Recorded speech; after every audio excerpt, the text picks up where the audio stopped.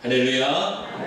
네, 주님의 이름으로 축복합니다. 네, 무더위와 메르스 때문에 여러분 여러 가지로 고단하실 텐데 이렇게 건강한 모습으로 하나님께 예배할 수 있으니 얼마나 감사한지 모릅니다. 저는 지난 주일 저녁부터 화요일 저녁까지 제주도에서 있었던 목동 선교대회를 잘 다녀왔습니다. 저희가 다녀오니까 제주도에 메르스가 도착했더라고요. 이렇게 잘 비껴나가서 오게 되었는데, 근데 강사로 이제 예정되어지신 분이 한사랑교회를 담임하셨던 이명훈 감독님이셨어요. 원로 목사님이고 감독님이신데 그분이 갑자기 일정에 문제가 생겼습니다. 저희가 도착하는 날 전에 섬겼던 한사랑교회에 장로님이 돌아가셔가지고 집례를 해야 되기 때문에 그래가지고 다시 서울로 와야 된다는 거예요. 우리는 제주도에 내려갔는데 그분이 제주도에서 서울로 올라와야 된다는 거예요. 난감하게 되었습니다. 저녁에 집회를 2번 이렇게 준비해 놨는데 강사님이 이제는 장례를 치르는 것 때문에 올라오셔야 되니까 참 난감했죠. 그래서 회장님이 결국에는 이번에 강사는 13명입니다. 그렇게 얘기하는 거예요. 그래서 무슨 얘기인가 했더니 선교대회에 참여했던 모든 목사님들이 강사가 돼서 이제 자기들의 목회나 또 하고 싶었던 이야기들을 함께 나누는 그런 시간을 갖겠다는 겁니다. 그래가지고 또 준비가 안 된 상황에서 우리 교회를 같이 이야기 나누고 또 함께 그 자리에 참여했던 모든 분들 목사님들의 이야기를 함께 나누면서 같이 정말 기도했던 그런 시간이었는데 저희들에게도 큰 의미가 있는 그런 시간이었습니다.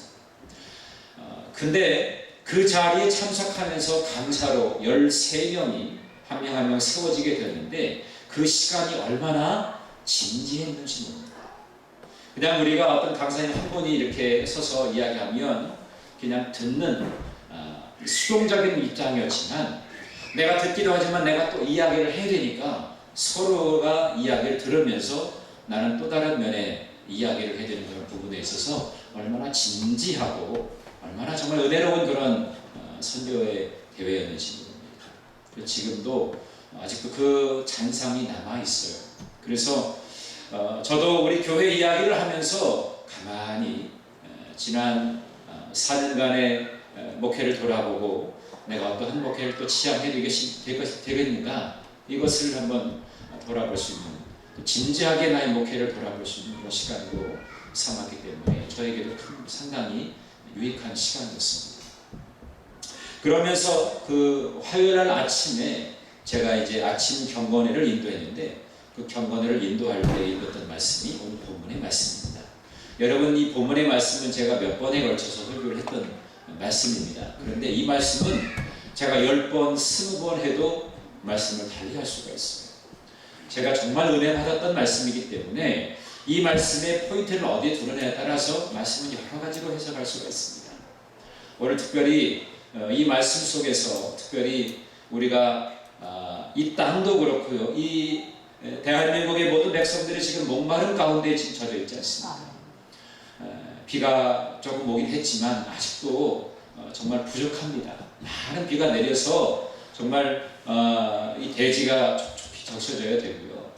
그럴 때 이 메르스도 금방 떠나가게 된다는 거죠. 메르스나 이 가뭄에 있어서 결정적인 역할을 하는 것이 바로 비 아닙니까? 그래서 여러분 늘 기도하실 때마다 하나님 이 땅에 축복의 단비를 내려 주옵소서. 넉넉하게 부어 주옵소서. 참 비가 얼마나 참 위대한 힘을 갖고 있는가를 제가 아주 뼈저리게 느꼈습니다. 얼마 전에 이거 앞집에서 여기 아주머니가 저희 집에 예전에 그 토마토 묘목을 심었는데 그게 좀 뿌리를 내려가지고 좀 이렇게 자랐다 해가지고 몇 뿌리를 주워가지고 저희한테 줬어요. 그래서 심으라고. 그래서 심었는데요. 얼마 있다가 그냥 금방 시들어가지고 거의 죽는 것 같았어요.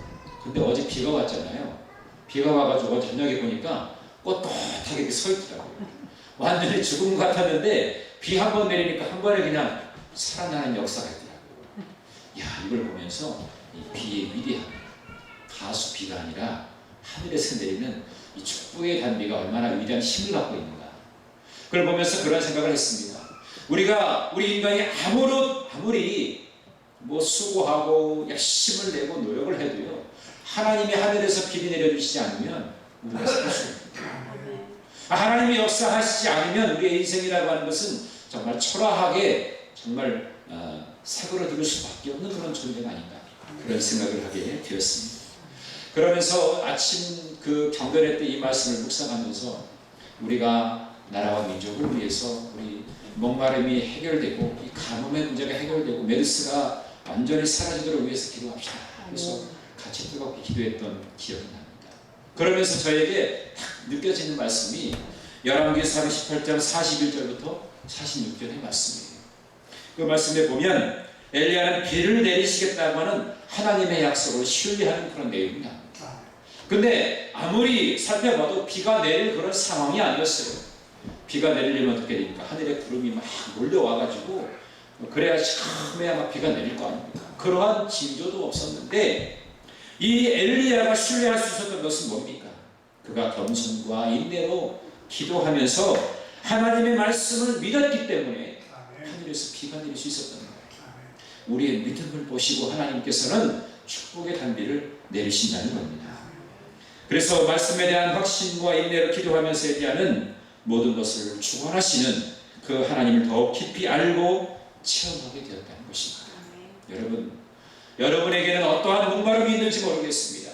가정적으로 또 직장적으로 여러분의 육신의 모든 질곡 가운데 목마름이 있을지 모르겠어요. 그런 모든 목마름을 가지고 주 앞에 나오셔서 기도하시면 주께서 여러분의 목에 갈증을 해결해 주시고 여러분 모든 환경을 둘러싸고 모든 문제를 해결해 주실 줄로 믿습니다. 우리가 그러한 은혜를 체험하기 위해서 우리는 진지하게 하나님 앞에 서는 것이 중요합니다. 어떤 모습으로 서야 되겠는가? 첫 번째로는 말씀에 대한 확신을 가져야 됩니다. 하나님이 우리에게 말씀을 주시면 말씀을 붙들고 확신이 갖자는 거예요.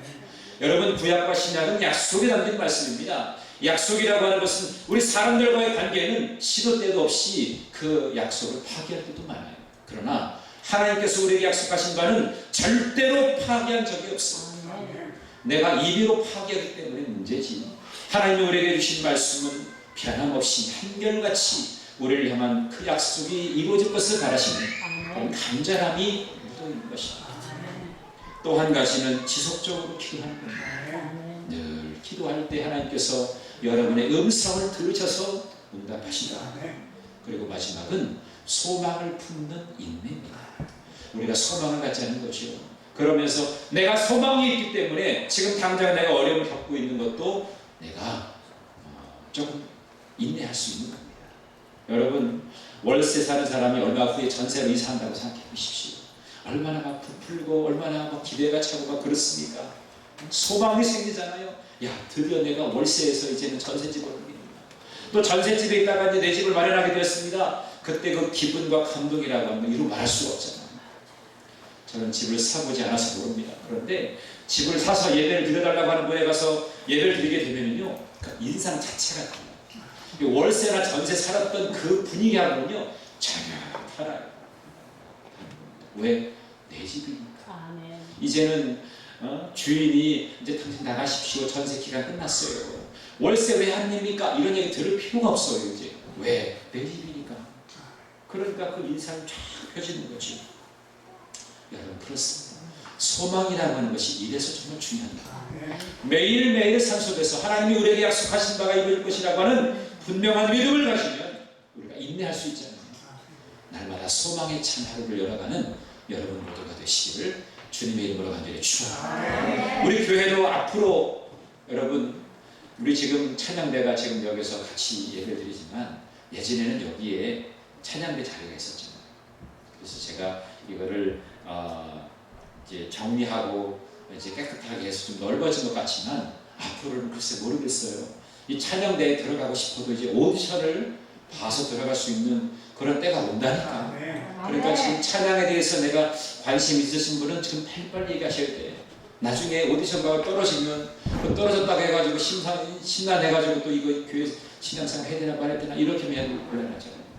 저도 난감하니까 저도 난감하지 않고 여러분들도 즐겁고 그래서 미리미리 앞으로 우리 교회가 부흥해서 앞으로 크게 하나님의 일을 감당할 때에 내가 쓰임의 도구로 쓰임받기 위해서는 지금부터 여러분이 헌신해야 됩니다. 그러한 비전을 여러분들이 갖게 되시기를 간절히 바랍니다. 자, 이러한 우리의 목마름이 해결되기 위해서 우리에게 필요한 것은 진지함이라는 거예요. 진지하게 하나님 말씀에 대한 깊이 있는 태도를 가져야 되겠고요. 진지하게 기도하자는 겁니다. 그냥 아무 생각 없이 기도하는 것이 아니라 진지하게 하나님이 오늘 내 삶 속에서 역사하신다. 일하시고 그 일을 성취하시고 그 일을 위해서 나를 위해서 나로 하여금 기도하게 하신다. 이런 생각을 가지고 진지하게 기도해야 되겠고요. 미래에 되어질 일을 생각하면서 소망 가지고 인내하면서 진지하게 하루하루를 살아가자는 거예요. 이 진지함이 오늘 나를 견고하게 세워주게 될 줄 믿습니다. 지난 수요일 날 우리 전도팀들하고 같이 전도를 하면서 제가 전도를 끝내고 와서 제가 한 얘기가 있습니다. 제가 오늘 하고 싶지만 제가 주일날 얘기 드리겠습니다. 그런 이야기가 있어요. 그날 궁금한 분들은 되게 궁금했을 거예요. 배고픈 거 참는데 우리는 궁금한 거 못 참잖아요. 제가 지난 수요일날 전도를 하러 이제 제가 원래 이쪽 밑에 아파트 쪽을 많이 담당하는데 가끔 가다가 제가 법원단지 우리 이은덕 수사님 사시는 그 법원단지 주변 쪽에 제가 전도할 때가 있습니다. 가끔 가다 보면은 집사님 댁에 이렇게 꽂혀 있죠. 우리 전도지가. 근데 제가 이번에 전도하러 가는데 어떤 분이 저를 한 달 반 동안 기다리고 있었어요. 한 달 반 동안. 그래서 무슨 내용이냐면 제가 한 달 전에 아마 이렇게 지금 이게 언뜻 보니까 그 떠올라요. 제가 이제 사람을 만날 때마다 전해주기도 하고 또 사람들이 있지 않으면 이제 각 빌라마다 거기는 이제 빌라 쪽이니까 빌라마다 이렇게 전도지를 이제 드문드문 꽂아놓고 있는데 어느 빌라 쪽에 들어가는데 어떤 사람이 그 앞에서 딱 기다리는데 인상이 진짜 험악해요. 내가 본 사람 중에 제일 험악했던 것 같아요. 근데 그분이 딱 서면서 그러지 마세요. 딴 데다가 돌리고 여기는 꼽지 마시라고 막 그러는 거예요. 근데 좀 인상이 좀 괜찮으면 그래 괜찮을 텐데 인상이 좀 안 좋은 데다가 그런 얘기를 하니까 왠지 겁이 나는 거예요 이게. 그래가지고 알겠습니다. 아저씨가 사시는 집 아닌 곳에 제가 하나 꽂고 가겠습니다. 꽂지 말라니까 자꾸 그러네. 그러면서 겁나게 이렇게 자기가 오는 거예요. 가만히 있다가는 내가 잘못하다가 내가 뼈도 못 저리게 되는 거더라고요. 그래가지고 괜히 무서워가지고 알았습니다. 그러고서 하나를 얼른 넣고 얼른 나왔어요. 그날 하루를 왠지 기분이 찜찜했습니다. 내가 이제까지 하면서 이런 일은 없었거든요. 문전박대를 받은 적이 없었어요. 그런데 한 달 반 지났나요? 아마 이번에 관계하면 한 달 반 정도 지났나 봐요. 어쩔 수 없이 그쪽을 지나다가 이제 그분 쪽에 그분이 사시는 빌라 앞쪽에 가는데 그분이 거기 있는 거예요. 가지고 난 피해 가려고 오늘 뭐 이거 잘못 걸렸다. 피해 가야 돼요. 피해 가려고 하는데 그분이 저를 불러요. 그러면서 목사님이시죠? 그러더라고요. 그래서 예 그랬더니 목사님 죄송합니다. 사실은 제가 목사님 오기를 기다렸습니다. 그러더라고요. 그래서 무슨 얘기냐 그랬더니 자기가 제가 하나를 꼽았다고 했잖아요. 살짝 꽂고 올라왔다고 했잖아요. 근데 그 꼽힌 게 자기 집에 우편함에 꽂혔다는 거예요. 그래가지고 이분이 그게 뭔가 해가지고 읽어본 거예요. 하루 종일 진지하게 읽어봤다고. 진지하게. 근데 이분이 신앙생활을 예전에 하셨던 분이에요. 젊을 때 하다가 교회 안에서 성도들끼리 막 다투는 걸 보고서 기분 나빠가지고 집어 던지고서 그 다음부터 신앙생활 안 했다. 한 15년이 넘게 15년 그 정도 넘게 신앙생활을 안 하신 거예요. 근데 그 책을 가만히 읽어보면서 앞에 보니까 여러분 그 우물과 두레박을 딱 펼치면 제일 먼저 누가 나옵니까? 제 얼굴이 나오잖아요. 근데 제 얼굴하고 그때 문전박대했던 그 사람의 얼굴하고 비슷하더래요. 가만히 생각해보니까 목사님 같더래요. 대부분 전도하는데 목사님이 잘 안 나가잖아요. 전도대원들이 나가잖아요. 근데 이 사람이 되게 미안했던 거예요. 그나마 양심은 있어가지고 인상이 좀 안 좋아도 이게 목사님이니까 그래도 좀 미안한 마음이 들었나 보죠. 그래서 언제 오나 수요일마다 혹시 오나 해가지고 수요일마다 가끔 오전에 이제 나가지 않고서 좀 기다렸다는 거예요. 그래서 한 달 반 정도 후에 저를 만나요. 그분이 그런 얘기를 합니다. 내가 목사님을 찾은 건 두 가지입니다. 하나는 목사님한테 내가 신뢰를 범해가지고 죄송해서 죄송하다는 말씀을 드리고 싶었고, 하나는 이제는 내가 그 책을 읽다가 다시금 내가 신앙생활을 해야 되지 않겠나, 그런 생각을 하게 되었다니 얼마나 제가 감사합니까. 그래서 정말 감사합니다. 저한테 뭐 죄송하다고 하진 않아도 되고요. 그거보다 꼭 신앙생활 하십시오. 그러니까 사실은 기다릴 필요가 없잖아요. 뒤에 보면 뭐 전화도 있고 그런데 전화하면 되는데, 이분은 기다리는 거예요. 얼굴을 보고서 실질적으로 용서를 구하고 싶었다는 거죠. 그래서 교회를 나가고 싶은데 저에게로 오고 싶다는 겁니다. 그래서 제가 정중하게 제가 사양을 했습니다. 저에게 오셔도 되지만 예전에 다녔던 그 교회를 가십시오. 그 교회는 우리 어르신으로 필요할 겁니다. 한편으로는 제가 두 가지가 교차했어요. 하나는 뭐냐면, 이번이 오면 우리 교회를 시험 대상으로 놓겠다. 인상이 별로 좋진 않아요. 그래서 무서워가지고 괜히 그럴 수도 있겠다. 또 한 가지는 뭐냐면, 그분이 신앙생활했던 그 교회가 그분에게는 필요한 교회입니다. 그걸 알기 때문에 제가 그분에게 정중하게 예전에 다니셨던 교회를 다니라고, 그 주변에 있는 교회 이야기입니다. 그래서 제가 정중하게 말씀을 드렸어요. 제가 하고 싶은 이야기는 뭐냐면, 그분이 이 우물과 두열방해라는 이 전도를 진지하게 읽었다는 거예요. 여러분은 이 전도지를 어떻게 보았는지 모르겠지만 우리 주변의 사람들은 진지하게 보고 있다는 거예요. 무엇인가 복음이 담겨있는 그 말씀을 진지하게 읽다 보면 내 자신의 삶을 다시 한번 돌아볼 수 있는 계기가 된다는 겁니다. 여러분, 하나님의 말씀을 우리가 읽을 때도 그렇잖아요. 평상시에 그냥 동일한 말씀이었지만 어느 순간에 내 시험과 환난 속에서 읽었던 그 말씀이 나에게 큰 위로가 되고 힘이 되고 나로 하여금 다시금 일어서게 하는 그런 말씀으로 받아들여질 때가 있잖아요. 그건 왜 그러냐면 그 말씀에 대한 내가 진지한 태도를 가지고 있었기 때문이라는 겁니다. 여러분, 늘 여러분들이 어떤 상황에서든지 현실적인 문제만 찾는 것이 아니라 그 현실적인 문제를 뛰어넘어서 일하시는 하나님의 역사하심을 볼 수 있게 되기를 간절히 바랍니다. 그것은 진지함에서 말씀을 읽고 묵상하고 듣는 것도 진지하게, 기도하는 것도 진지하게, 찬양하는 것도 진지하게, 우리가 믿음 생활하면서 앞으로의 소망을 갖는 것도 진지하게 할 때에 하나님이 저와 여러분의 모든 인생의 목마름의 문제를 해결해 주실 줄로 믿습니다. 아멘. 오늘 본문의 말씀은 우리가 잘 아는 대로 이스라엘 백성들의 목마름에 관한 사건의 문제입니다. 이들은 홍해를 건너면서 놀라운 기적의 사건을 경험했습니다. 근데 수르 광야를 지나서 3일길을 지나는데 목마름이 이게 감당할 수가 없는 상황에 처해 있었어요. 어쩌면 이 이스라엘 백성들이 경험하고 있는 이 목마름의 문제는 오늘 우리의 문제와도 동일할 것입니다. 물론 물을 마셔서 목마름을 해결할 수 있는 그런 문제일 수도 있겠지만, 또 다른 인생에 깊이 있는 그 갈증을 가지고 있는 사람들이 얼마나 많습니까? 그런 상황이라고 하면 이 백성들이 처해 있는 상황이나 우리의 상황이나 동일한 거란 말이죠. 그런 상황에서 우리가 어떻게 우리가 이 목마름의 문제를 해결할 수 있겠는가라고 하는 거예요. 첫 번째는 말씀에 대한 진지함의 태도가 필요합니다. 말씀에 대해서 진지한 태도를 갖죠. 출애굽의 사건은 하나님의 구원 사건입니다.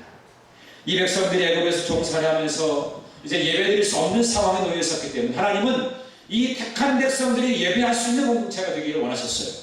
그래서 이들을 애굽에서 끌어내 주기를 원하셨던 거죠. 그것이 바로 출애굽 사건이었습니다. 하나님께서는 이 백성들을 이끌어내시고 모세를 통해서 하나님께서 그들에게 말씀해 주셨어요. 오늘 26절의 말씀에 보니까 이 이스라엘 백성들이 진지하게 들어야 될 하나님의 말씀이 여기에 담겨 있는 거예요. 나는 너희를 치료하는 여호와라. 아멘. 나는 너를 치료하는 여호와라. 아멘. 목마름은 치료받아야 되거든요. 해결이 돼야 되거든요. 그러기 위해서 어떻게 하라고요? 말씀을 듣고 순종하라고, 계명의 귀를 기울이라, 모든 규례를 잘 지키라고 그들에게 말씀하신 것입니다. 여러분, 하나님께서 이 말씀을 하신 이유는 뭡니까? 이스라엘 백성들이 그 쓴물 앞에서 원망하고 불평하고 있으니까 하나님께서 그들에게 말씀으로 그들을 치료해 주시기를 원하셨던 거예요. 우리가 살다 보면 원망하고 불평할 일이 참 많습니다. 여러분, 나 스스로에게 질문해 보세요. 나는 무엇 때문에 지금 원망하고 있는가? 불평하고 있는가? 여러분, 저는 잘 모르지만 우리 주님은 여러분들의 불평거리들을 알고 계세요. 여러분, 우리가 왜 불평하는지 아십니까? 내 뜻대로 되지 않기 때문에 그래요. 내가 생각하는 것이 기준입니다. 그러니까 그 기준치에 다다르지 않기 때문에 늘 불평하는 거예요. 모든 것을 내 기준으로 생각하기 때문에 문제는 더욱더 커지는 겁니다. 하나님의 시각으로 보는 것이 아니라 내 기준이 중심이라고 생각하는 거예요. 그러니까 문제가 자꾸 생기고 자꾸 갈증만 있고 그것이 풀리지 않는다고 해서 늘 원망하고 불평하는 거 아니겠습니까? 지난 한 주간 동안 여러분 감사한 일이 많으셨습니까? 불평거리가 많으셨습니까?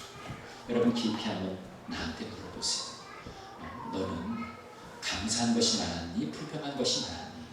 한번 깊이 여러분 생각해 보시기 바랍니다. 이것만 봐도 우리는 쉽게 알 수가 있는 거예요. 그런 우리에게 하나님께서는 말씀을 들려주십니다. 결국 우리의 신앙 생활이라고 하는 것은 뭡니까? 하나님의 은혜를 기억하는 거예요. 하나님이 나를 건져주셨다. 나를 회복시켜 주셨다. 나를 어떠한 상황에서도 끊임없이 하나님께서는 은혜의 물줄기로 채워주신다. 이것이 늘 기억되는 인생은요, 감사거리가 많습니다. 그런데 그것이 채워지지 않았다고 생각하는 사람은 늘 불평거리만 많은 거예요. 똑같은 것인데 선택의 문제라고 하는 것입니다. 늘 여러분 감사할 것이 없다 하더라도 하나님 앞으로 주실 것을 믿고 감사합니다. 우리의 믿음의 시각으로 선포해 보십시오. 여러분의 문제가 바뀌어서 감사의 조건으로 변화될 줄로 믿습니다. 말씀을 들을 때에 그 말씀에 대한 진지함의 태도를 가지고 이 말씀을 보시라. 이 말씀이 온통 나에게 희망을 주고 꿈을 주고 다시금 일어설 수 있는 힘을 북돋아주는 말씀으로 바뀌어지게 될 줄로 믿습니다. 두 번째는 지속적인 기도의 진지함입니다. 기도를 진지하게 드리라는 겁니다. 여러분, 이제까지 우리는 기도를 진지하게 드렸습니까? 이제 사람들이 바쁘다 보니까 기도하는 시간이 줄입니다. 그리고 내 바쁜 일과에 더 많이 집중할 때가 많습니다. 마틴 루터는 그런 이야기를 했어요. 오늘 내가 바쁘기 때문에 어제보다 더 3시간을 더 기도해야 되겠다. 바쁘기 때문에 더 많이 기도해야 되겠다라고 하는 것입니다. 바쁘면 뭐부터 줄여요? 우리는 기도하는 것부터 줄이잖아요. 바쁠 때일수록, 분주할 때일수록 더 많이 기도하는 우리가 되어야 할 줄로 믿습니다. 오늘 여러분 이 본문의 목마름의 사건 때문에 원망하고 불평할 때에 딱 한 사람이 기도합니다. 그 사람이 누구냐면 모세입니다. 모세는 이 위기와 이 정말 환경적인 문제 가운데 거해 있을 때에 하나님께 부르짖어 기도하는 겁니다. 이 부르짖는다는 것은 어떤 의미입니까? 내 안에 있는 것을 다 쏟아내는 것을 부르짖는다는 거예요. 여러분이 인생의 갈증을 가지고 있을 때에 여러분 안에 있는 모든 것을 끄집어내가지고 부르짖어 기도하시기를 간절히 바랍니다. 우리 하나님께서는 여러분이 기도하실 때에 그 상황에서 그 고통에서 건져주시고 그 위기에서 건져주시고 그 곤경에 처해 있는 상황에서 건져주시는 줄로 믿습니다. 시편 40편 1절부터 2절의 말씀을 보니까 내가 여호와를 기다리고 기다렸더니 귀를 기울이사 나의 부르짖음을 들으셨도다. 내가 기가 막힐 웅덩이와 수렁에서 끌어올리시고 내 발을 반석 위에 두사 내 걸음을 견고하게 하셨도다. 그렇게 말씀하고 있습니다. 나의 부르짖음을 들으셨다라고 이 시편 기자는 고백하고 있는 것입니다. 부르짖음을 들으셨다. 1995년 6월 달에 저는 군 입대를 했습니다. 이 95년도 제가 대학원 1학기를 마치고 늦게 갔습니다. 늦게 갔기 때문에 저보다 한참 나이 어린 나이들이 정말 많았습니다. 그런 상황에서 이제 신병교육대에서 처음으로 이제 신병교육을 받게 되는데요. 이제 월요일날, 화요일날 배치를 받아가지고 이제 처음으로 맞이하는 주일날, 처음으로 군대 가서 물론 이제 306 보충대에서도 한번 새벽 예배 갔긴 했지만 처음으로 주일 예배라고 해서 군에 와가지고 처음으로 예배드리는 날이었습니다. 그때 이제 병사들하고 같이 해가지고 한 20분을 걸어가지고 사단에 있는 교회를 가게 되었는데요. 거기 딱 문을 열면서 딱 들어가는데 앞에 찬양단이 찬양했던 찬양이 뭐였냐면 시편 40편. 하나님의 음성을 듣고자 기도하면, 오늘 이 시편 아까 제가 읽어드린 이 말씀을 토대로 한 그 찬양이었어요. 그 찬양을 듣는데, 함께 찬양하는데 얼마나 막 눈물이 쏟아지는지. 그 은혜 받아서 쏟아진 것도 있지만 하나는 앞으로 내가 큰 생활을 어떻게 해야 되나, 우리 와이프 내 앞으로 이제 교제하는 그 자매는 공부신 거꾸러지지 않을까, 뭐 이런 염려도 있고요. 야, 이거 정말 빨리 집에 가고 싶은데 이거 여기 매여가지고 집에 갈 수도 없고 내 마음대로 집에 갈 수 있는 것도 아니겠습니까?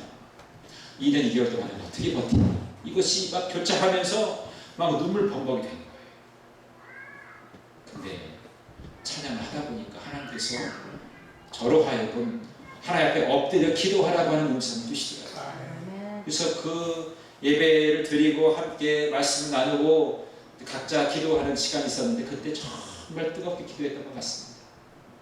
진짜 몸부림치면서 기도했던 것 같아요. 처음으로 간절함이 있으니까 정말 진지하게 기도했던 것 같습니다.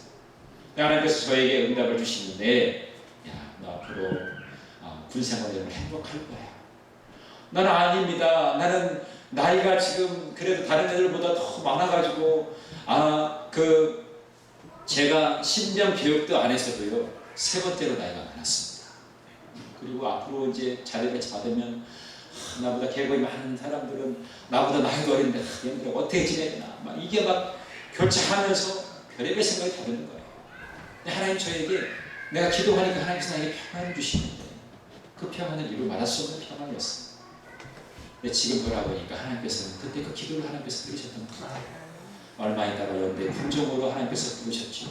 그래서 많은 병사들의 아픔을 돌봐줄 수 있는 그런 역할을 하나님께서 저에게 허락하셔서 정말 행복하게, 다행히도 지금의 제 아내가 공부신 거꾸러신 자리를 잘 버티고 있어서 얼마나 감사한지.